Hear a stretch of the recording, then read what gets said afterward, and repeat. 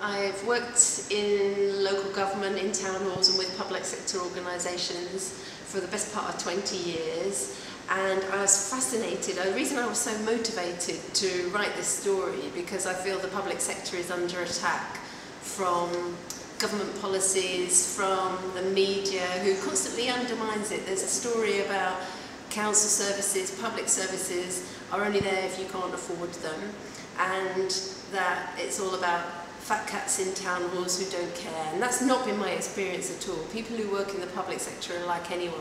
They want to do a good job and they're trying to do the best under very difficult circumstances. So I wanted to portray a different story where people came together to try and do the best, to try and prevent the ultimate of a murder.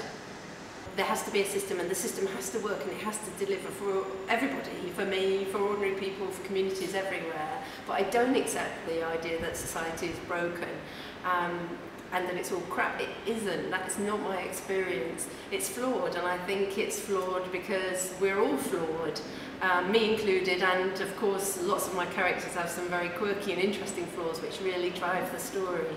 At the heart of the story then is really the dilemmas between balancing private interest and public good, and how that gets done in a local democratic way. And for me, the story of the debate really focuses far too much on who provides services, whether they're in the private sector, you know, should communities run them themselves. Really, to me, this misses the debate about what should be provided. So I'm interested in the public good and what kind of public goods we want.